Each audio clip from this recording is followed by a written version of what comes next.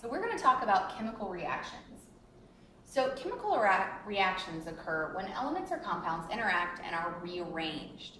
So we write out what happens during chemical reaction using what's called a chemical equation. So chemical equations are going to be set up like this. Whatever we start with is here on the left side, that's our reactants. What we end with is our products here on the right side. So reactants react to produce products. Reactants react to produce our products. So we know a chemical change has occurred by observing changes in temperature, changes in state of matter, and other visible changes that are present.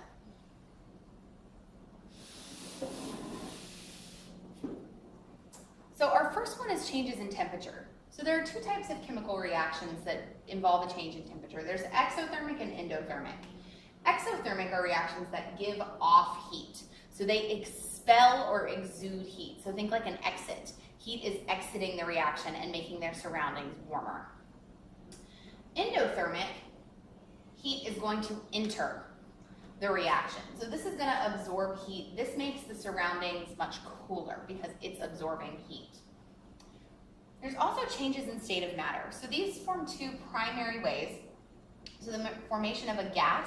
So we'll know that there's a formation of the gas if we see a production of bubbles at the end of a reaction. So think baking soda and vinegar. You see those bubbles react as carbon dioxide gas is produced.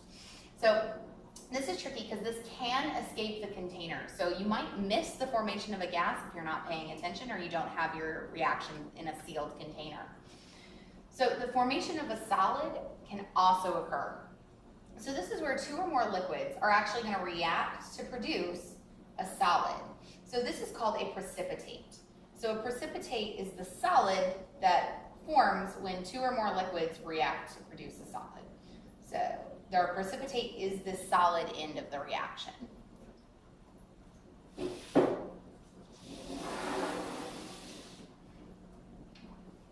All right, and then we've got our visible changes. So our visible changes are changes in color or the creation of light. So these are pretty straightforward. If you see an unexpected and rapid change in color, then that's going to be a sign of a chemical reaction. Or if you see the creation of light, think like an explosion or a fire. So if there's light that's created, it's a chemical reaction for sure. So there are a couple ways that we can alter a reaction. So we can stir the reaction, heat them, or add a catalyst. So these are all going to add energy, which often results in a gas or a liquid being produced. So when we add energy, our atoms move faster.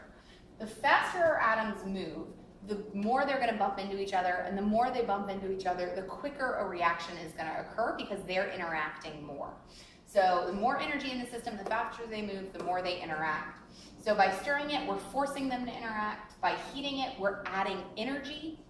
And by adding energy, they're going to move faster and bump into each other more. And then adding a catalyst. So a catalyst is a substance that is designed to make a reaction occur more quickly. So this is a substance we'll add to a reaction that has the sole purpose of speeding up the time it takes that reaction to occur.